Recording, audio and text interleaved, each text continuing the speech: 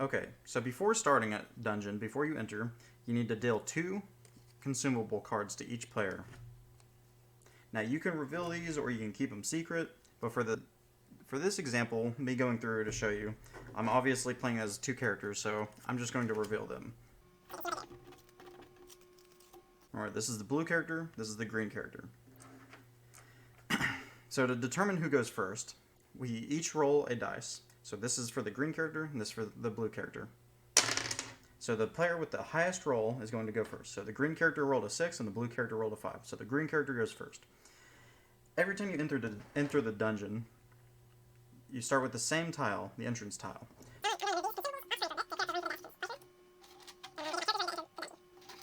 So now it's the first player's turn. It's the green character. So they have 5 agility tokens. That means they can move 5 spaces, or they can move 3 spaces and then reveal another tile. So that's exactly what I'm going to do. So I'm going to go. You enter on the first square. That does not use a agility token. So that is just how you enter the dungeon. So then 1, 2, that uses 2 agility tokens. And then I use an additional agility token to reveal the tile. And as you can see, this one just so happens to be the same tile on both sides. So it doesn't matter how I place it, because it's symmetric in that way. And when you place a tile, you then roll a single dice to see what gets placed on that tile. So a 3. And according to the rules, that places 1 enemy on it. Now when you're placing things on a tile, you always want to put it the furthest square away from the player who placed that tile. So now my character's got 2 more moves. So I'm going to move up here and reveal another tile. So it's one of these options. So I'm going to do this one so I have more options for which direction I'm going.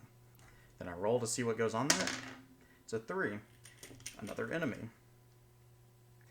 And when you get to cases like this, where this or this could be the further distance, it really doesn't matter. It's up to the player.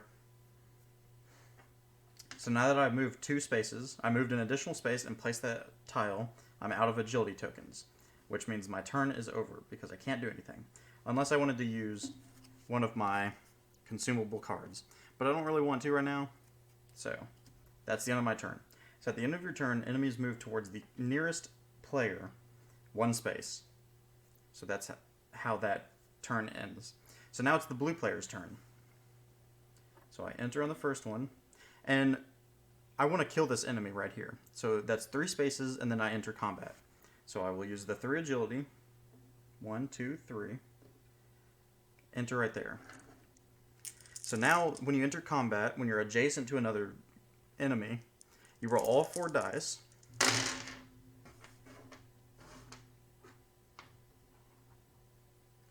And then what you do, for the enemy's health, you take the sum of the 2 blue dice. So this enemy has 10 health. And then the player takes the highest of the red dice as their damage, and the enemy does the lowest of the red dice as their damage. So I deal 4 damage, and I receive 3. So now this took 4 damage, so he's down to 6 health total. And now I just re-roll the red dice again. So now there's a 6, and he has 6 health, but he does 5 damage. But since I do as much health as he has in damage, I instantly kill him and take no damage. And when you kill an enemy, you then roll the dice to see what their drop is.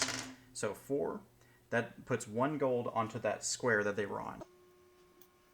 Now, for me to get this gold, I have to move my character onto that space, which I have 2 agility tokens. So I'm going to move 1, 2, and collect the gold, and end my turn right there. Since my turn ended, the enemies move 1 space towards the nearest player. And now we're back to the green player's turn. So the green player is going to move right here to enter combat with this enemy. And again, you roll all 4 dice. So he has 10 health. The player deals 4 damage and takes 4 damage, so that is gone. And then now I have to get a 6 or a 4. So here's the example that I was saying, if I got a 4. So in this option, I could use my 2 attack tokens to increase my 4 damage to 6 so that I don't take damage. However, since the enemy only deals 1 damage, I think it's worth it to take the 1 damage and reduce the enemy down to 2 health. So I'm going to do that. The attack tokens are not rechargeable unless you have certain items that allow you to do that.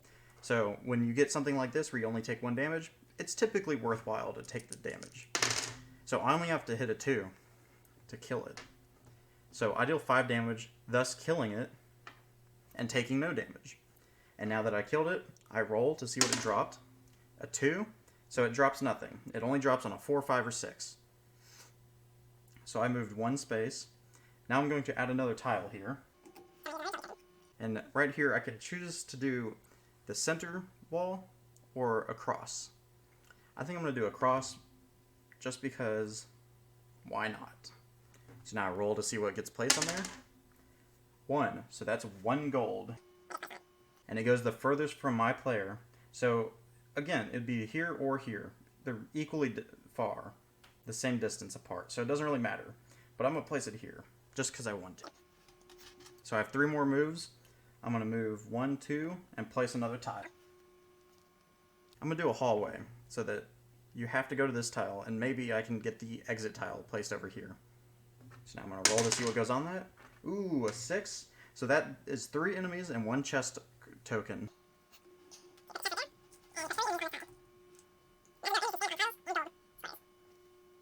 Move 2 and then use the 3rd. So I'm out of agility for that character. So now that ends my turn. But the enemies move 1 space. So now the green character is in combat again because he's directly touching that character, that enemy. I do 5 damage and take 3. However, I only have 5 health, so I want to save some of my health.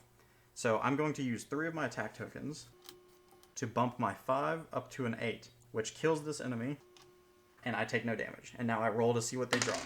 So it drops, I roll a 6, so they drop 2 gold. Now notice how that happened at the outside of my turn. You always want to address any player that's in combat before you start the next player's turn. So now it's the blue player's turn, and I have 5 movements. So I'm going to go 1, 2, 3, 4, 5. That collects this gold, and that's the end of my turn. Now enemies move 1 space closer to the green character. Now the green character is back in combat. So the enemy has 5 health, and you do 6 damage, so you kill it instantly. And then it rolls a 4, which is 1 gold. So now this tile has 3 gold on it. And as the green player, I'm going to move to this tile, so that's 1 agility, which gives me all that gold, and I'm in combat with this character now. So he has 6 health.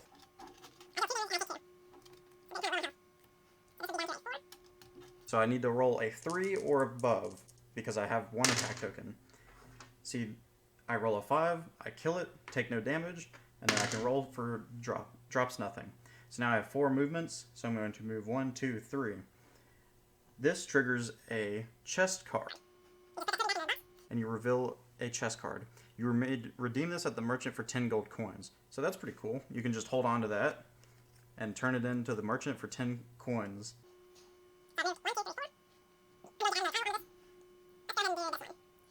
Let's see what gets placed on there. 1, so that would just be 1 gold. And that's the end of the green player's turn. Now the blue player is going to move 1, 2, and then add a tile here. So that's 3 agility. So I'm going to do this tile because I see that the exit tile is available as the next card. So I can use that to my advantage. And then I'm going to move, then I roll to see what is on that.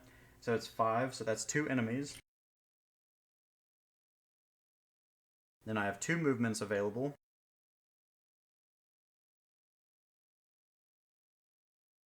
So I'm going to use the heavy stone onto the green player. So what this does is it makes the target player's movement cost twice as much agility tokens on their next turn. So the reason I'm going to do this is because he has to move 2 spaces and then an additional space to add the exit tile. That's the minimum number of spaces to add the exit tile. So I want to at least minimize my losses as the blue player to get to the exit. So I'm going to use that on the green player.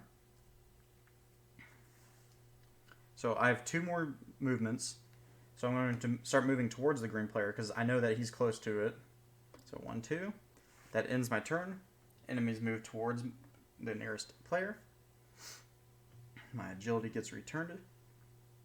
And then this player, out of retaliation, is going to use the shovel to place an enemy right here next to the blue enemy, next to the blue player,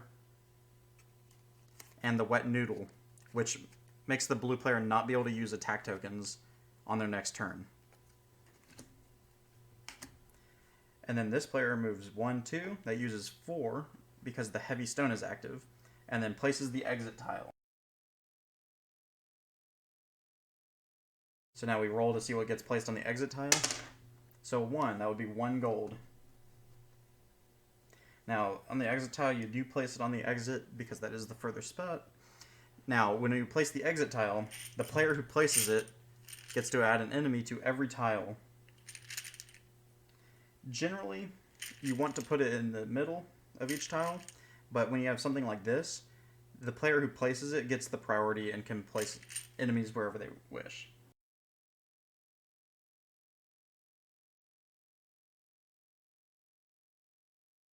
Now the green player is out of agility because the heavy stone was active. We can add that back to the bottom of the consumable cards. These are the cards that are active on the blue player. Now we're going to resolve all the combat before we move the enemies.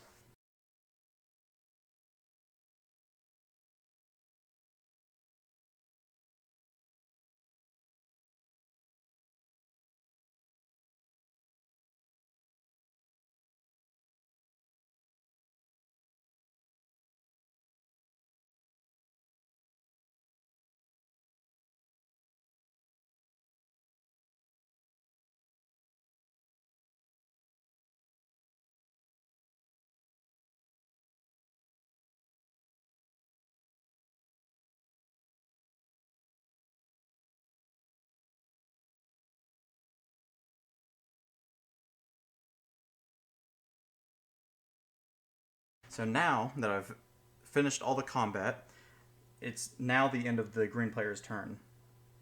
So I'm going to move that.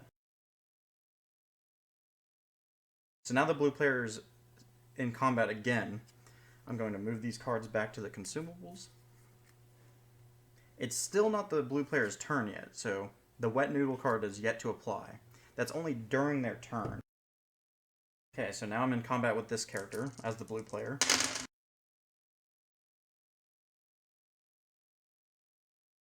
I'm going to use the health potion, which restores half of my total health points.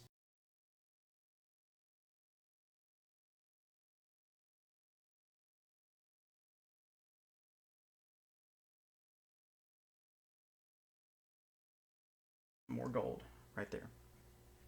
So now the blue player's turn. He cannot use attack tokens anymore during this turn.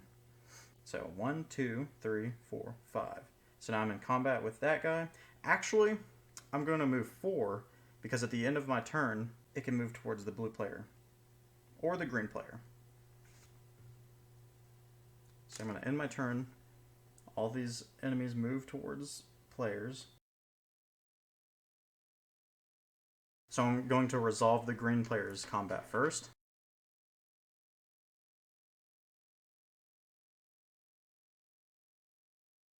Okay, now I'm going to resolve the blue player's combat.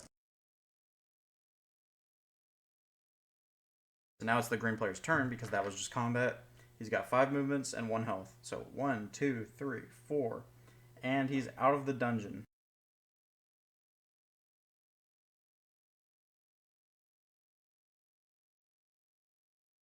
Now that the green player is out of the dungeon, they can remove tiles that are perimeter tiles. So these are basically tiles that do not connect the entrance to the exit. So it could be this one, or this one. The green player cannot remove this one yet until this one is removed because you cannot access that tile if you were to remove that one. Now the green player gets whatever was on the tile when they remove it. So since there's an enemy on this one, the green player can remove that, add it back to the tile deck, and that's the end of the green player's turn, which forces the enemies to move 1 space closer to the blue player. But now the blue player is able to obviously escape and that is the end of the first dungeon.